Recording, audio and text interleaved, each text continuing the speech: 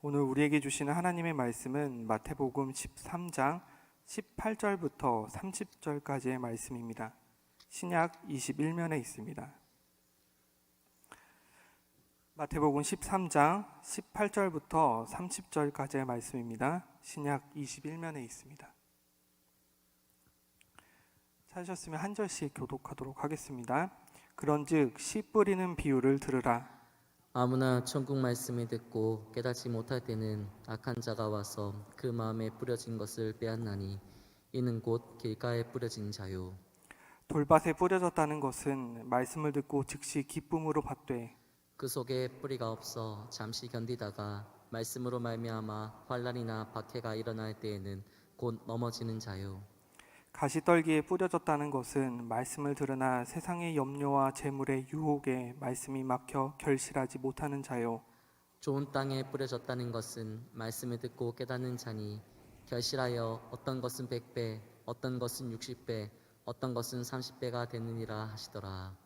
예수께서 그들 앞에 또 비유를 들어 이르시되 천국은 좋은 씨를 제 밭에 뿌린 사람과 같으니 사람들이 잘 때 그 원수가 와서 고시 가운데 가라지를 덧뿌리고 갔더니 싹이 나고 결실할 때 가라지도 보이거늘 집주인의 종들이 와서 말하되 주여 밭에 좋은 씨를 뿌리지 아니하였나이까. 그런데 가라지가 어디서 생겼나이까. 주인이 이르되 원수가 이렇게 하였구나. 종들이 말하되 그러면 우리가 가서 이것을 뽑기를 원하시나이까. 주인이 이르되 가만두라. 가라지를 뽑다가 고시까지 뽑을까 염려하노라. 같이 읽겠습니다. 둘 둘 다 다 추수할 추수 때까지 때까지 함께 자라게 두라. 추수 때에 내가 추수꾼들에게 말하기를 가라지는 먼저 거두어 불사르게 단으로 묶고 곡식은 모아 내 곡간에 넣어라 하리라. 아멘.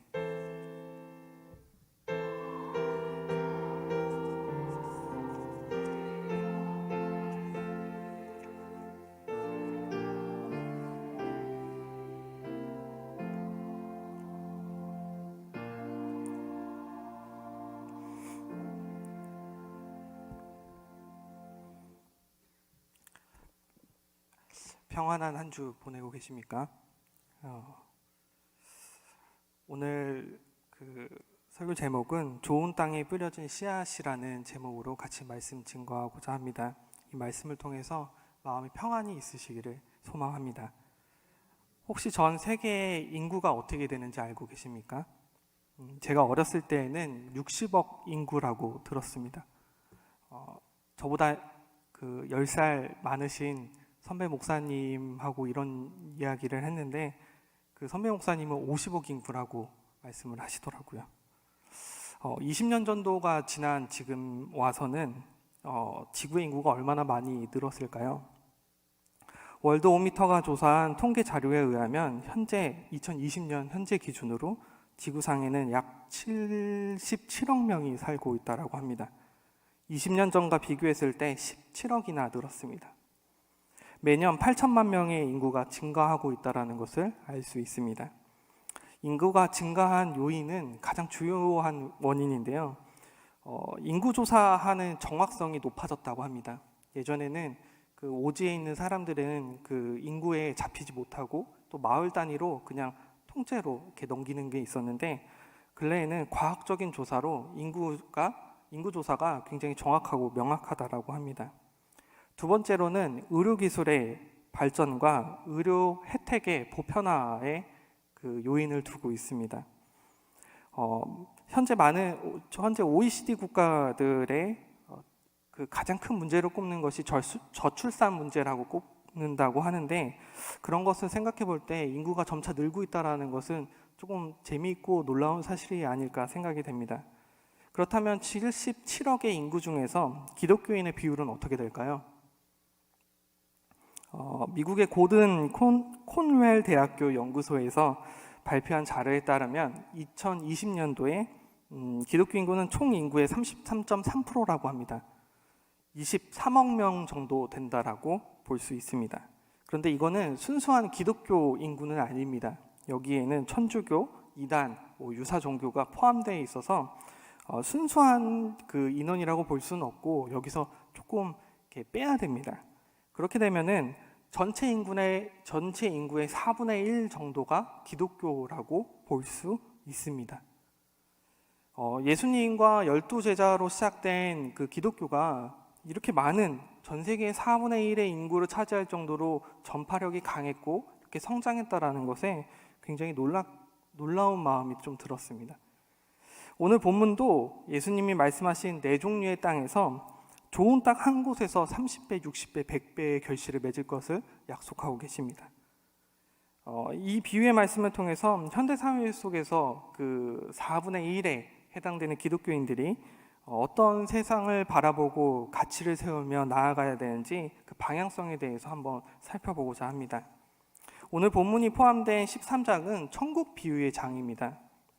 씨 뿌리는 비유는 하나님의 나라는 속성, 그러니까 하나님 나라의 속성은 어떤 것인가에 대해서 우리에게 보여주기 위해 기록되어져 있습니다. 하나님 나라의 속성을 알 수 있는 매개체가 그 씨 뿌리는 비유가 됩니다. 단순하게 씨가 떨어지고 자라나는 것을 말하는 것이 아니라 하나님의 말씀이 떨어졌을 때 어떤 일이 일어나는가에 대해 집중하고 설명하고 있습니다. 이스라엘에서는 농작물을 재배할 때 저희 나라처럼 모를 옮겨 심는 그 이양법을 사용하는 것이 아니라 씨를 직접 뿌리는 집합법을 사용한다고 합니다. 그러다 보니까 씨가 논이나 밭에 제대로 떨어지기도 하는데 바람이나 또 어떤 요인에 의해서 그 씨가 이렇게 퍼져 나간다라고 합니다. 다른 곳에 떨어질 수도 있다라고 얘기를 합니다. 여기서 씨는 천국 말씀이며 밭은 복음을 듣는 사람들을 지칭을 합니다. 천국 말씀이 네 종류의 사람들에게 떨어진다라는 거죠. 실제로 예수님을 통해서 많은 사람들에게 말씀이 선포되어졌습니다. 천국 말씀이 선포되어졌지만 이 말씀을 받는 사람들의 반응은 각기 좀 다릅니다. 어떤 사람들은 예수님의 말씀을 듣자마자 바리새인과 서기관들의 책략에 휘말려서 예수님을 포기했습니다. 어떤 사람들은 예수님의 말씀을 들을 때 고개를 끄덕끄덕거렸지만 염려가 생겨 주님을 배신했습니다. 어떤 사람들은 예수님의 말씀을 듣고 그렇게 한번 살아볼까 어떤 그런 깊은 생각은 들었지만 자신이 생각하는 여러 걱정들에 둘러싸여서 그 말씀을 따르는 삶을 살지 않았습니다. 이렇게 세 종류의 반응이 나오게 됩니다. 예수님의 말씀을 선포했던 당시의 상황과 결과는 굉장히 참담했습니다. 여러 이유로 예수님의 말씀을 공감만 할 뿐 그것을 삶에 실제적으로 적용하거나 그것을 삶의 변화를 이끄는 데까지 가져가지 못한 것입니다. 당장 밭에 뿌려진 비유로만 딱 봤을 때에도 4가지의 밭 중에서 3가지의 밭은 허비된 것이 아닙니까? 딱 1가지 밭만 살아남은 것을 볼 수 있습니다. 이미 예수님도 자신의 비유를 통해서 설명을 할 때 자신이 뿌려지는 이 천국 복음이 4분의 3 정도는 허비될 것이라는 것에 대해서 예언하고 알려주시고 계신 것입니다. 천국 말씀이 여러 종류의 사람들에게 뿌려졌지만 결실하지 못하고 있다. 그 4분의 3의 인구의 그 사람들에게 허비되고 있다라고 생각해 볼 수 있습니다. 그렇다면은 실제로는 땅이 딱 4종류의 땅을 말씀하고 계신데 실제로는 2종류의 땅입니다. 좋은 땅과 그렇지 않은 땅, 이 2종류로 나눠서 볼 수 있습니다. 좋은 땅은 무엇입니까? 그리스도인들입니다. 하나님의 말씀을 그 복음을 받아들인 사람들, 그 사람들이 살고 있는 그 땅이 좋은 땅입니다. 그러면 비그리스도인들이 살고 있는 땅은 어디입니까? 길가이고 돌밭이고 가시떨기 밭이라 이야기할 수 있습니다. 그런데 조금 큰 오류가 하나 있습니다. 좋은 땅에 살고 있는 그리스도인들조차도 자신이 어떤 상황과 어떤 환경과 감정에 의해서 내가 여전히 돌밭에 있지 않을까, 내가 여전히 길가에 있지 않을까, 내가 여전히 가시떨기 밭에 있지 않을까라는 근심과 걱정을 하고 산다라는 것입니다.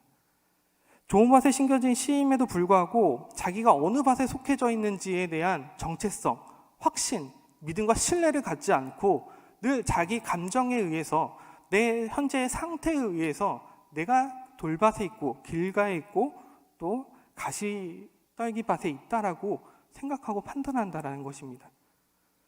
우리가 한번 생각해 봐야 될 것은 마태복음 13장에서 예수님이 말씀하고 계시는 것은 천국과 구원에 대한 선포에 대해서 이야기하고 있다는 것입니다. 우리의 감정의 변화, 우리의 상황의 변화에 하나하나 초점을 맞추면서 이 말씀을 하고 계신 것이 아니라 천국은 어떤 곳이다, 천국은 무엇이다 라고 말씀하고 계신 게 마태복음 13장 말씀의 주요 요점입니다. 다시 말하자면 자신의 감정과 상황을 다루는 것이 아니라 좋은 땅과 그 외의 땅들이 있는데, 좋은 땅은 천국을 가는 것이고 그 외의 땅들은 허비되는 존재, 이 세상에서 사라질 존재들이 된다라는 것이죠. 허비되어지는 땅에서는 이런 특징들이 있습니다. 하나님의 복음이 뿌려졌으나 사람들에게 환영받지 못합니다. 예수님이 곧 하나님의 아들로서 이 세상에 오셨으나 환영받지 못하셨습니다. 예수님으로 말미암아 하나님 나라가 이 땅에 도래해 있지만 하나님 나라가 환영받지 못하고 있습니다. 말씀이 허비되는 세상 속에서는 그리스도 예수가 환영받지 못하는, 기독교가 환영받지 못하는, 그리스도인들이 환영받지 못하는 상황 속에 놓여져 있다는 것입니다. 수세기에 걸쳐서 복음이 씨앗이 뿌려졌지만 여전히 4분의 3의 사람들은 허비되어지고 있고, 그들은 우리를 잘못됐다, 옳지 않다라고 하면서 비난과 조롱을 하기도 합니다. 이 시대에도 복음은 희화화되고 있습니다. 조롱의 대상이 되고 있습니다. 그런데 자세히 살펴보면은 예수님을 조롱하고 희화화시키지는 않습니다. 예수님을 추종하는 그리스도인들의 모습과 태도를 보면서 그들을 비판하고 희화화하며 조롱하게 합니다. 그렇다면 결국 그리스도 예수가 공격을 받는 것이 아니라 그리스도 예수를 따르는 삶인 저희들이 공격받고 있는 것입니다.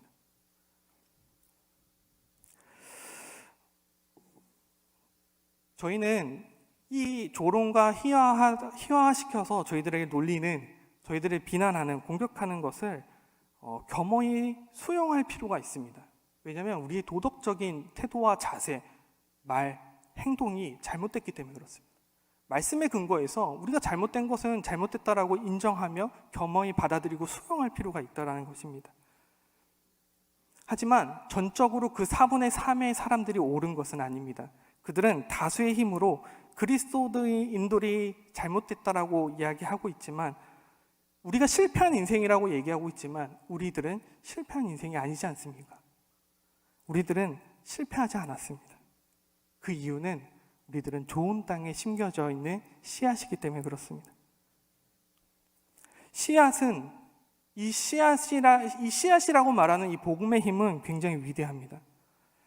좋은 땅에 뿌려진 씨앗들이 이 세상을 살아가면서 힘없고 맥없이 자라는 것처럼 보일지라도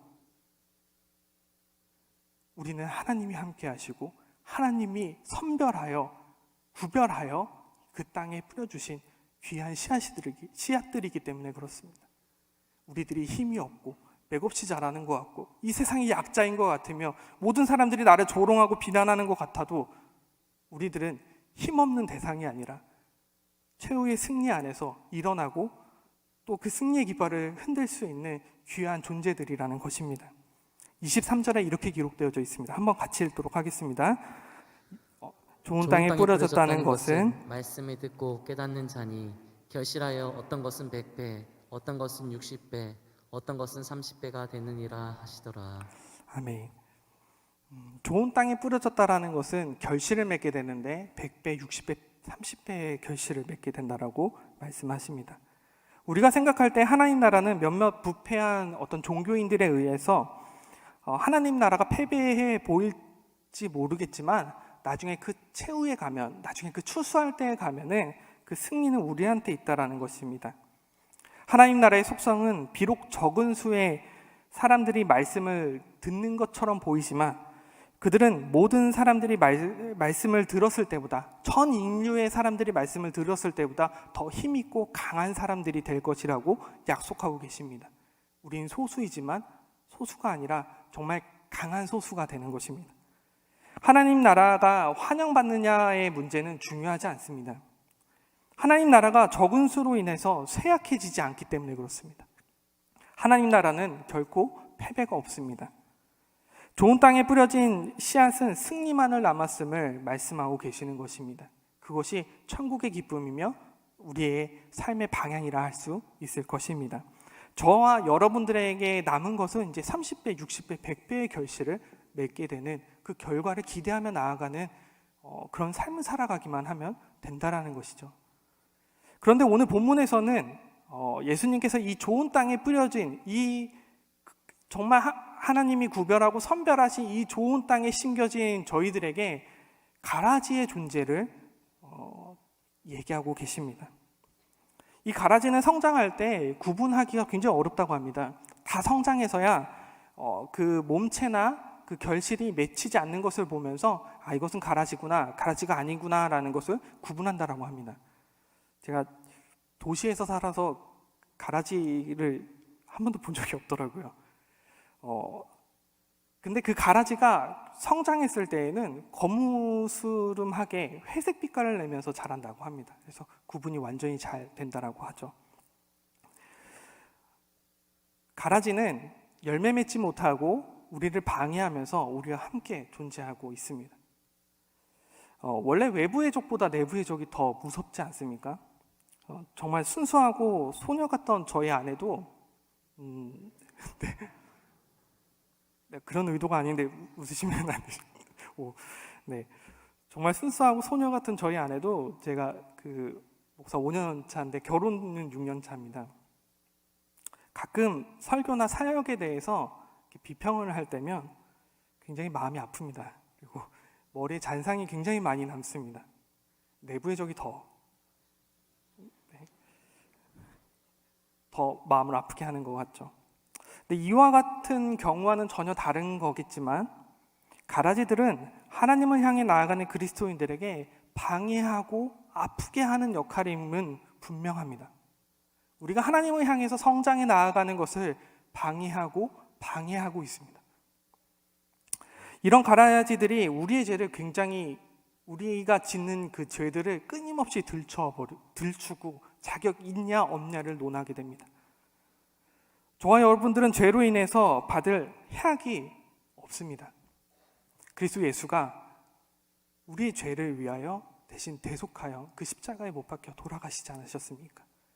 우리가 받을 죄로 인한 해악은 없습니다. 또한 우리에게 남은 이 시간 동안에 그 기회들을 통해서 끊임없이 회개하며 주 앞에 나아간다면 우리들은 주 앞에서 순결하고 주 앞에서 칭찬받는 그런 그리스도인들로서 살아갈 수 있을 것입니다. 가라지에 속지 마시길 바랍니다. 가라지는 여전히 여러분들을 길가에 있다라고 얘기하고 돌밭에 있다라고 얘기하고 가시밭길에 있다고 얘기하면서 하나님을 향한 용기 있는 그 한 걸음을 방해하고 있습니다. 결국 이 가라지는 저희들과 일평생을 공존해서 살아갈 수밖에 없는 존재입니다. 마지막 그 추수할 때 그 추수꾼이 그 가라지와 하나님이 심겨놓으신 주의 백성들을 구분해 주신다라고 하지 않으십니까? 결국 우리가 일평생을 살아가면서 우리와 동행해야 되는 그 가라지들을 어떻게 해야 됩니까? 무시해야 될까요? 아니면 저희가 나서서 뽑아야 될까요? 가라지들을 두신 이유가 무엇일지 한번 고민해보는 시간이 되시기를 바랍니다. 나를 아프게 하는 것, 내 죄를 자꾸 들춰내는 것, 내가 하나님 앞에 나아가는 것을 방해하는 그것들을 왜 하나님이 나에게 주셨을까? 우리가 고민하며 나아갈 때 그것들로 인하여 주께 더 매달리고 주님께 더 의존하면서 주를 향해 바라볼 수 있는 밑거름이 되지 않나 한번 살펴보시기를 간절히 바랍니다. 그들이 이겨나가려고 이겨내야 한다면 하나님을 더 붙잡아야 합니다. 하나님이 주시는 말씀과 하나님이 원하시는 삶을 살아가기 위해서 우리는 늘 끊임없이 몸부림치며 나아가야 되는 것이 우리들의 숙명이지 않을까라고 생각해 봅니다.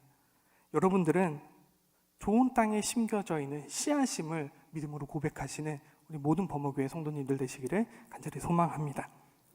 하나님의 나라는 작은 겨자씨가 큰 나무가 되는 것이며, 천국은 그 누룩이, 그 미세한 가루가 굉장히 거대하게 부풀어지게 하는 놀라운 능력을 갖고 있습니다.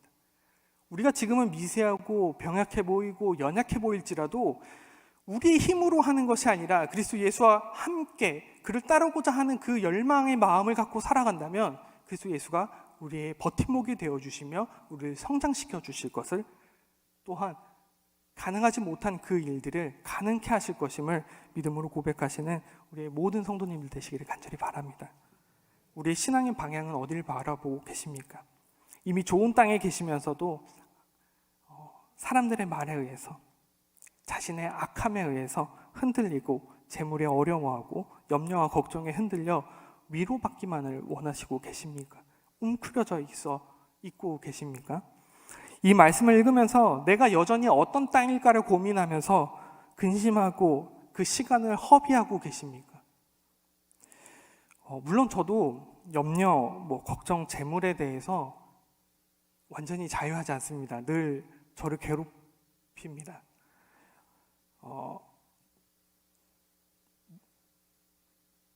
이 시간 올라오면서도 그런 여러 가지 생각들이 드는 거죠. 찬양을 이렇게 못 부르는 목사가 하나님 말씀을 전해도 되겠습니까? 하나님 설교를 30분 이상 못하는 이 목사가 과연 강단에 서서 주의 말씀을 전달해도 되겠습니까? 하나님, 제가 어제 범한 죄, 생각으로 인한 오늘 범한 죄로 인해서 이렇게 나약한 모습 속에서 있는데 하나님, 제가 과연 이렇게 올라갈 수 있겠습니까? 라는 어떤 염려와 근심과 걱정이 가득한 채 올라옵니다. 완벽하게 떨어져 버릴 수는 없지만 저와 여러분들은 이미 좋은 땅으로 인도함 받은 가장 구별되고 선별된 가장 귀한 씨앗임을 기억할 때 사실 이런 염려와 걱정은 하나님이 주신 마음이 아닐 거라는 생각이 듭니다. 우리가 주의 백성으로 마땅히 30배, 60배, 100배의 결실을 맺으며 나아가기 위해서 전진하셔야 합니다. 말씀을 듣고 삶에 반영하며 주를 의지하는 전적인 삶을 나아가는 것이 천국을 사모하며 나아가는 그리스도인들의 삶과 방향과 태도라고 할 수 있을 것입니다. 그때 우리가 상상하지 못한 그 놀라운 결과가 그 과실로서 저희들을 풍성하게 해주실 것을 믿습니다. 그렇게 또 인생 내내 괴롭히던 여러 가지 가라지들의 그 유혹과 괴롭힘 속에서도 하나님이 뽑아주셔서, 그 가라지들을 뽑아주셔서 나를 일생 동안 억눌렸던 그 죄악들로, 그 괴로움들에서 자유케 하실 것임을 믿습니다. 이 모든 믿음의 고백들이 우리 범어교회 성도님들의 고백이 되시기를 간절히 소망합니다. 저와 여러분들은 좋은 땅에 있음을 믿음으로 고백하시기를 바랍니다. 현재는 약해 보이지만 주님이 공급해 주시는 햇살과 적절하게 내려주시는 그 비, 그리고 해충과 가라지로부터의 보호를 통해서 늘 감사하며 좋은 땅에 심겨진 채로 자기가 좋은 땅에 있음을 믿음으로 그 자긍심을 갖고 살아가시는 우리 모든 범어교회 성도님들 되시기를, 그것이 우리의 마음속에 귀한 평안의 마음이 되기를 간절히 소망합니다. 기도하겠습니다. 우리 오늘 이 말씀을 붙잡고 같이 기도하도록 하겠습니다. 좋은 땅을 주신 하나님께 감사하며 앞으로 어떻게 살아가야 될지 지혜와 방향을 하나님 세워주셔서 주님께 기쁨과 즐거움으로 나아갈 수 있는, 감사와 영광으로 나아갈 수 있는 우리 모든 성도들 될 수 있도록 도와달라고 우리 주님께 한번 간절히 부르짖으며 기도하도록 하겠습니다. 기도하겠습니다.